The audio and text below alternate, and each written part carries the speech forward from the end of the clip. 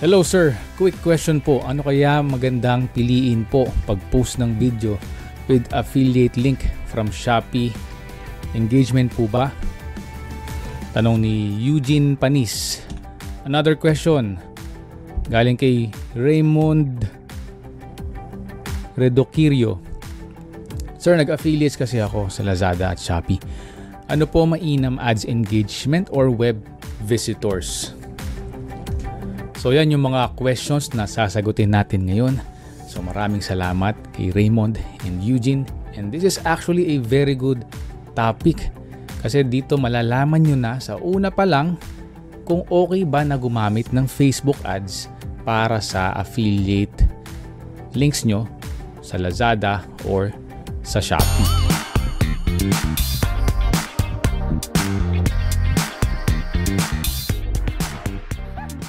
What's up everybody, Carlos Obaldo here, and I'm a digital marketing expert who has worked with various digital marketing agencies before, doing SEO, Facebook ads, Google ads, and website creation and optimization. And now I want to share with you all the things that I have learned about digital marketing. And so, if you are into that kind of thing, consider subscribing.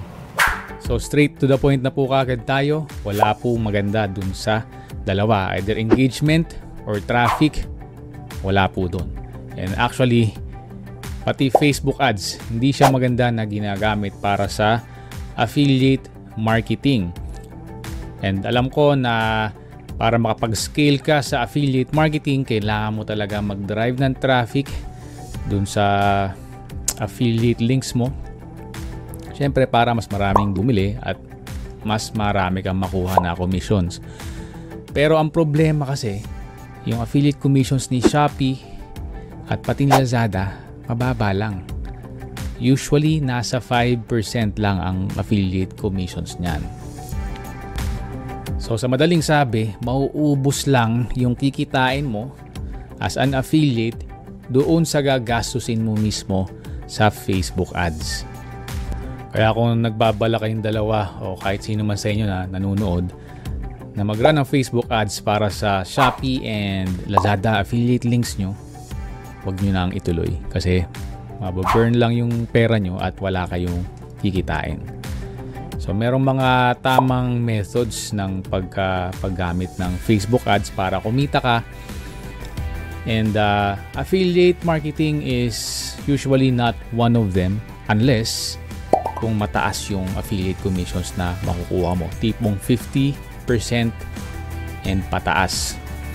So another example is yung mga dropshipping. Sa dropshipping kasi malaki yung nakukuha. So more than 50% madalas. Kaya yung ibang mga dropshippers na nagfe-Facebook ads, kumikita sila. Kasi naman mas malaki yung pinaka wiggle room nila kung tawagin para mag-test ng mga different ads, different creatives dun sa Facebook. For example, let's say 5,000 yung product, yung total cost ng binibenta mo na product. Kung 50% kasi yung commission mo, may wiggle room ka na 2,500 basically. Yun yung wiggle room mo sa cost per conversion mo sa Facebook ads. So anything higher than 2,500, negative ang ROAS mo. Pero anything below that, then positive yung ROAS mo. Eh, paano kung 5% lang? Ang 5% ng 5,000 is what? 250 pesos lang. So, napakaliit ng wiggle room mo, and lalo na kung physical products yan. From my own experience, hindi bababa ng sa 30% yung magiging cost mo per sale. So I think yun na yung lowest na nakita ko. Pero it's usually actually higher than that. Even 50% pa nga pataas. Lalo kung early stage nung ad campaign mo.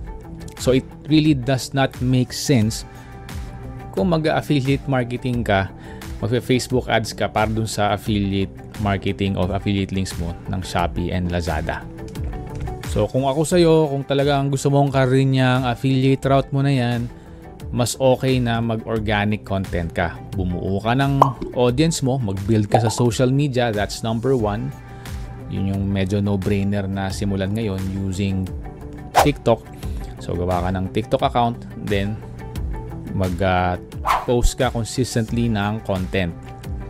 If you can, mas okay din na mag-create ka ng different social media channels. Gawin mo na rin si Facebook, Instagram, and YouTube para mare-repurpose mo yung mga short videos mo from TikTok dun sa mga platforms na yun. But bear in mind, 1 minute lang yung max dun sa Facebook Reels, saka Instagram, at saka YouTube Shorts. So basically what I'm trying to say is mag-build ka ng sarili mong audience, kasi pagka naka-build ka ng following mo, yung mga usually nire-recommend mo na product sila yung bumibili. So mag-promote ka na lang doon ng kung ano-anong affiliate links mo. And by the way, si TikTok ang malakas dyan ngayon. So kung gusto nyo pang matuto about affiliate marketing, lalo na for TikTok specifically, i-follow nyo tong account ng wife ko. Ayan, lagay ko dyan sa screen, no? And I'll make sure to add the link sa description nitong video, no? Kasi tinuturo niya dyan kung ano yung mga best practices sa pagiging TikTok affiliate. At syempre, paano mabibuild yung audience mo dun sa TikTok account mo para you can basically, syempre, mas marami yung maging benta mo o yung affiliate mo. At saka, ang isang mas gusto namin dyan sa TikTok affiliate is mas mataas yung mga commissions na binibigay. Kung sa Shopee and Lazada, usually nasa 5% lang. Madalas pa nga pag electronics, mas mababa pa sa 5%, maybe 3%, no? Dito sa TikTok affiliate, 10% pataas. So meron pa nga 20% and even 30% minsan. So meaning, pag 10,000 lang, for example, 10,000 yung total na sale, ang magiging commission mo doon is sa 20% na lang is 2,000. So wala kang pinuhunan kundi laway lang at cellphone. Hindi ka nag-fulfill ng mga products, hindi ka nag-order from the supplier, so kumita ka. So ngayon naman, balik tayo sa Shopee and Lazada. Paano yung magiging diskarte mo kung talagang gusto mong i-push yung pagiging affiliate mo sa Lazada and Shopee? Another one, bukod sa pag-build ng audience sa social media, is mag-SEO ka dun sa website mo. Mag-build ka ng website na relevant dun sa topic o dun sa niche na binibenta mo. For example, about sa motor, yung mga gusto mong niche. So, yung mga gears na ginagamit sa motor, helmet, yung mga damit, yung mga panlinis ng motor, at kung ano-ano pa. Ang maganda gawin dyan is mag-build ka ng website at yun yung mga topic na pinopost mo dun sa website as a form of blog o yung articles, no? And then kailangan mo yung SEO. So you need to study and learn about SEO and invest dun sa pag-optimize niyan. So dyan makakuha ka for sure ng consistent na benta, kasi yung audience na mabibuild mo is yung mga tao na interested sa pagmumotor.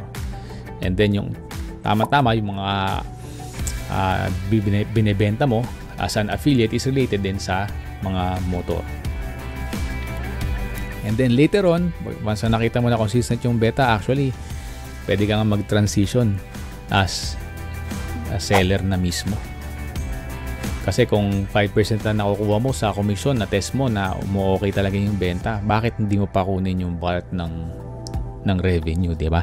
Ikaw na yung gumawa ng due diligence at mag-source ng products. So, ikaw na mismo yung magbenta para mas malaki yung maging net revenue mo. And then after that, pagka meron ka ng mastery, you can take it to the next level. Kung talagang gusto mo is affiliate marketing lang,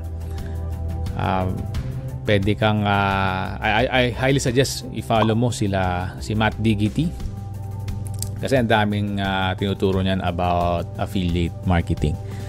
And very similar dyan actually si Amazon affiliate, no? So ang dami ng mga affiliates ni Amazon na nag-SEO ng sarili nilang mga websites. So hindi nila kailangan mag-store ng inventory, hindi nila kailangan maging actual seller, kumbaga. Pero bumebenta sila dahil yun nga, na SEO nila yung website, and then may traffic na pumapasok. So yung mga traffic na yun yung mga bumibili ng mga products na naka-affiliate doon. So yun yung recommendation ko na next level mo pagka na-master mo na yung SEO para sa Shopee and Lazada affiliate dito sa Philippines. Kasi pagka nag-international ka na, nag-Amazon affiliate ka, syempre, mas tougher yung competition, mas mahirap siya mag-rank kasi buong mundo na yung kalaban mo eh. So, dito ka muna mag-practice ng SEO at ng pagiging affiliate. Pero talaga for me, sa lahat ng mga na-test namin, ang pinaka-minimum barrier na entry kumbaga is yung TikTok affiliate. Sobrang dali kasi, like nung sinimulan ni wife ko yung kanyang affiliate accounts, I think 2 to 3 months lang, no? Kumikita na siya ng maganda. So I think nasa 40 to 60,000 pesos every month yung kanyang affiliate commissions after 2 to 3 months lang. So di ba, napakabilis. So ngayon meron na siyang mga 200 plus thousand followers kahit natigil na siya mag-post ng a couple of months kasi medyo na-busy kami. Pero ang ultimate kasi na plano namin doon is hindi maging affiliate. So, like yung nire-recommend ko sa inyo, no, para mas malaki yung maging net revenue nyo, kayo yung mag-release o mag-launch ng sarili nyong products.